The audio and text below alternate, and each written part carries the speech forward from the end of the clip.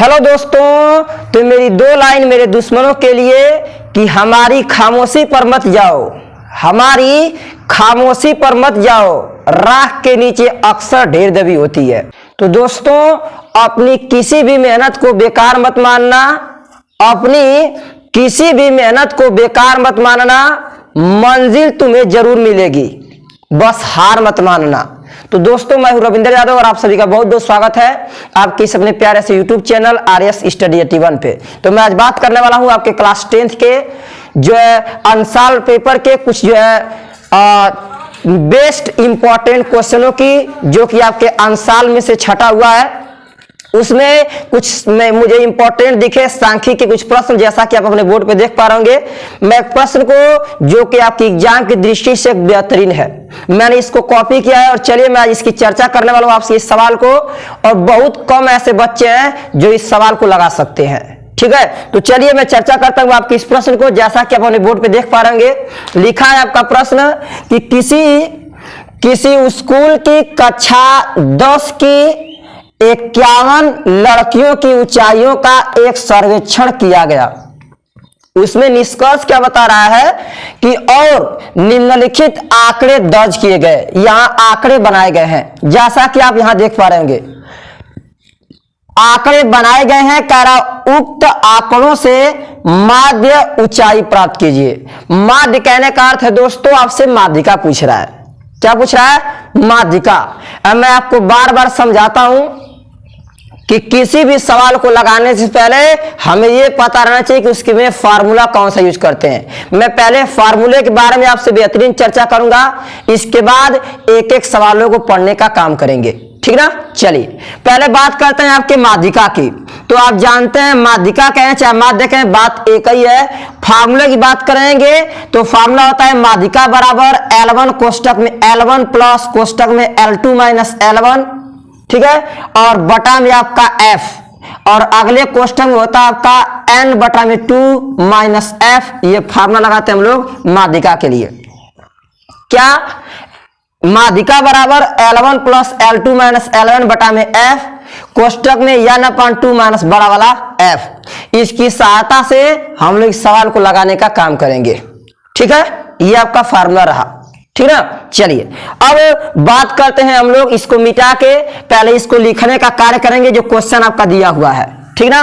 तो लिखिएगा हल, और हल में दोस्तों क्या लिखेंगे, लिखने का तरीका आपके पास पता होना चाहिए, ठीक ना। चलिए हल में क्या लिखेंगे, यहाँ पे क्वेश्चन अक्सर सांख्यिकी के जो प्रश्न होते हैं उनमें अधिकतर दोस्तों आपका जो चांस होता है, आप जानते हैं, क्या जानते हैं सर? आप जानते हैं कि यहाँ पे जो प्रश्न दिया हुआ है इसमें लगाने के बहुत सारे तरीके होते हैं, लेकिन इसमें थोड़ा ध्यान देने की बात होती है कि 2 या 3 ही क्वेश्चन ऐसे हैं जो से कम लिखा हुआ है चाहे से अधिक से लिखा है, तो उनको थोड़ा सा सवाल को घुमा के लगाते हैं।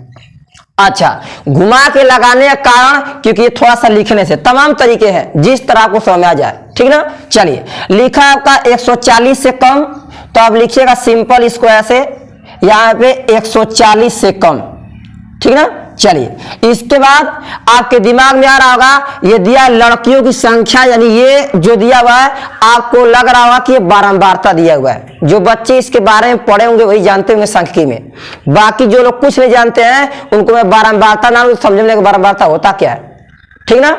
चलिए बारंबारता का अर्थ होता है जो बार बार आया हो, लेकिन यहां जो से कम दिया हुआ है, इसमें ये जो आपका होता है ये दिया गया अंक, ये अक्सर बहुत सारे सवालों में बारंबारता काम करता है, लेकिन यहां ये बारंबारता काम नहीं करेगा। कहां? जहां मैं लिखा हूं, जहां भी आपके सवाल दिखेंगे से कम या से अधिक वाले में इसको ध्यान देंगे। ये क्या होगा आपका? तो दोस्तों यहां समझने वाली यही बात होगी कि ये आपका होगा संचयी बारंबारता।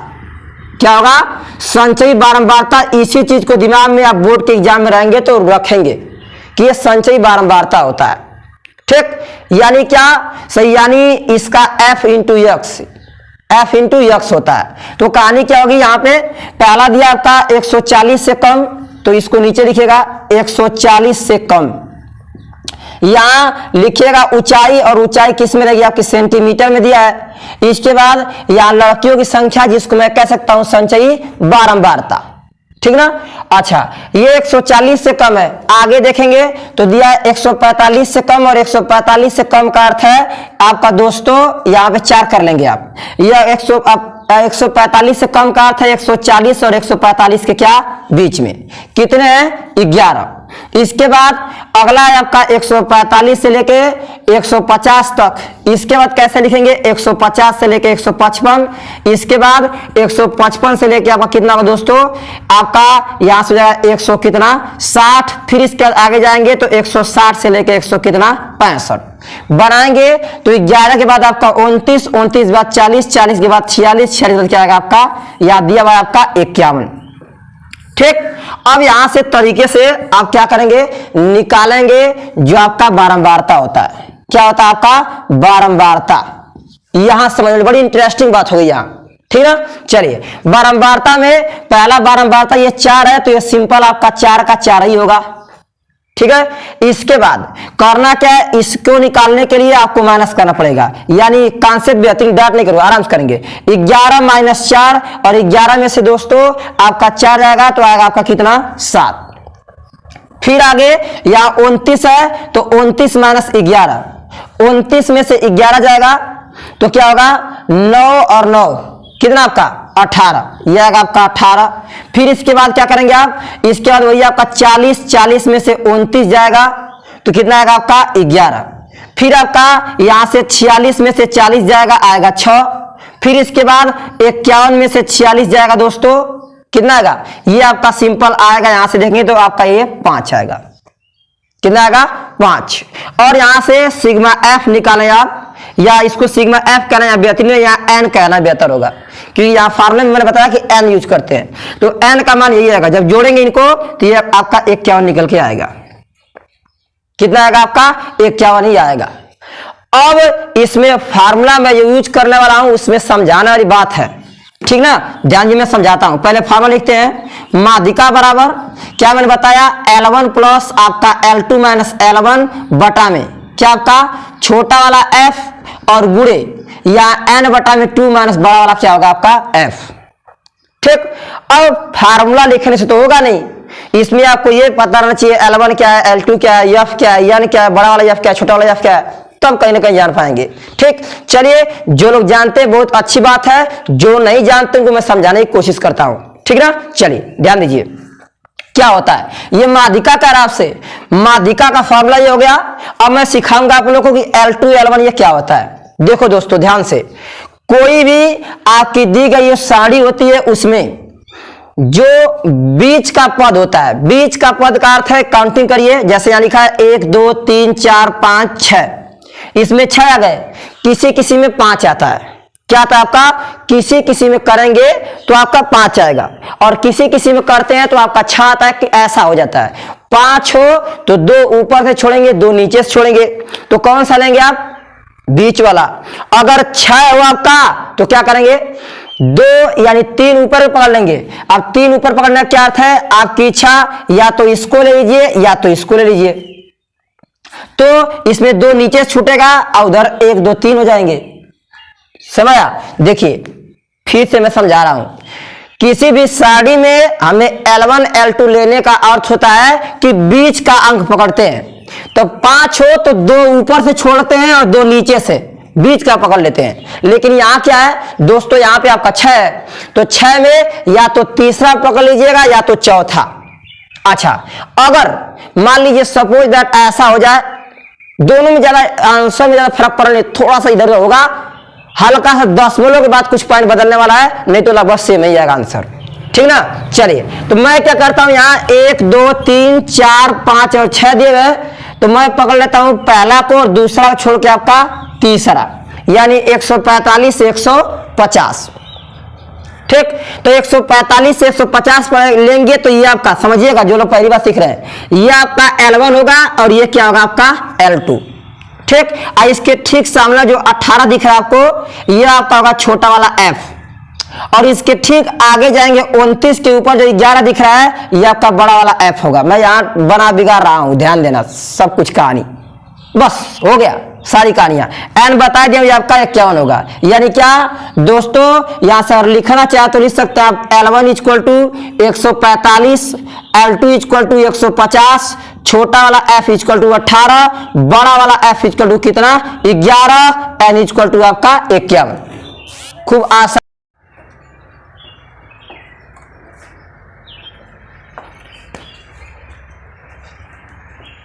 चलिए, तो ये L1 L2 F ये आपका आ गया।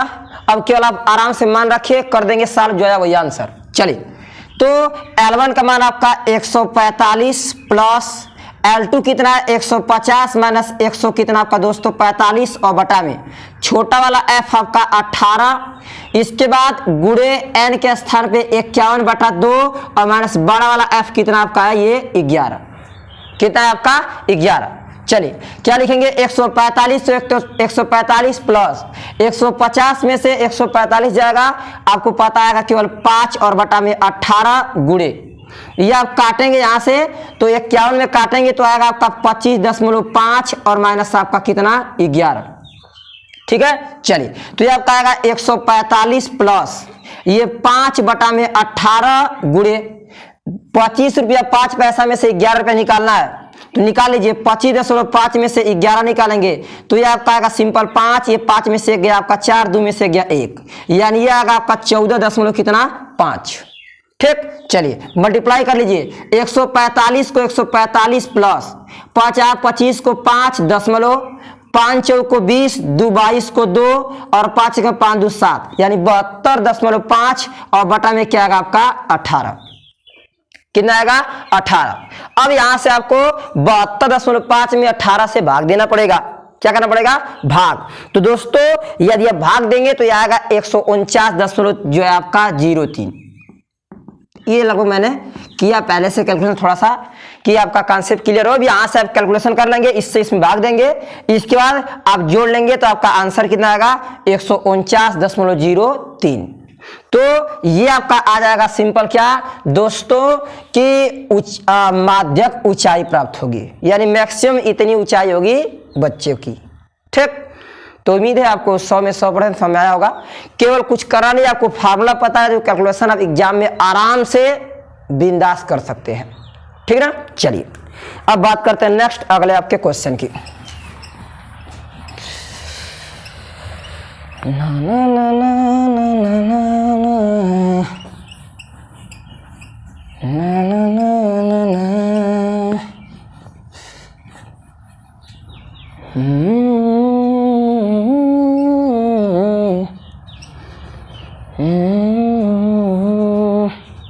चलिए अब इसके बाद एक और क्वेश्चन आपका शानदार दिया हुआ है, कर आपसे ये 6 नंबर का क्वेश्चन है दोस्तों, यहाँ पे लिखा हुआ है। इससे पहले हम लोग 4 नंबर का एक छोटा सा क्वेश्चन इसको लगाते हैं, ठीक ना। चलिए लिखा है आपका दूसरा प्रश्न कि यदि द्विघात बहुपद दिया दोस्तों आपको p-1 x² plus px plus 1 के शून्यक में से कराब से में से एक शून्यक आपको दिया है, एक शून्यक -3 है, -3 है, तो कराब से p का मान बताइए। क्या करिए p का मान बताइए, ये आपसे पूछ रहा है कि p का मान क्या होगा। ठीक ना, चलिए क्या करेंगे ध्यान से, अगर समझते हैं आप लोग तो 100% इस सवाल को लगा जाएंगे। ठीक ना, चलिए पहले क्या लिखेंगे आप, सिंपल हल में दिएगा। हल में क्या किया, दिया है, दिया क्या है दोस्तों का, दिया द्विघात बहुपद p-1 कोष्टक बंद x² प्लस px प्लस 1 के शून्यक में से एक शून्यक -3 है। तो दिया द्विघात बहुपद, क्या दिया आपका लिखिएगा, द्विघात बहुपद सब में पता है, दिया p-1 x² plus px plus कितना आपका 1। ठीक ना, अच्छा इसके बाद शून्य क्या दिया हुआ, एक शून्य दिया आपको -3, यानी क्या दिएगा x = -3 रखने पर, क्या x इक्वल टू -3 क्या करने पर, रखने पर। तो रखेंगे तो क्या होगा p-1 और यहां से दोस्तों आपका कितना, ये हो जाएगा आपका x है ना, x के स्थान में -3 का क्या स्क्वायर प्लस p गुणे ये आपका -3 प्लस 1 इक्वल टू 0। ठीक है, चलिए तो क्या होगा p-1 और 3 का वर्ग करेंगे, 3 3 के 9 माइनस आपका 3p और प्लस 1 इक्वल टू 0। इसके बाद इसको सॉल्व कर लेंगे तो ये इसका करेंगे तो 9 1 कम होगा आपका 9p और -9 माइनस 3p प्लस 1 बराबर 0। यहां से 9p में से 3p जाएगा आपका आएगा 6p और दोस्तों ये आपका -9 और ये +1 तो 9 में से 1 जाएगा -8 इक्वल टू 0 यानी आएगा 6p इक्वल टू प्लस में उधर 8 के क्योंकि इधर मास उधर जाके प्लस यानी p इक्वल टू 8 बटा कितना 9, p इक्वल टू 8 बटा 9 और ये सिंपल रहा आपका p का मान। ठीक, सवाल छोटा है, केवल एक बार अभ्यास करेंगे तो 100% ये आपका सवाल आसानी से लग जाएगा। ठीक ना।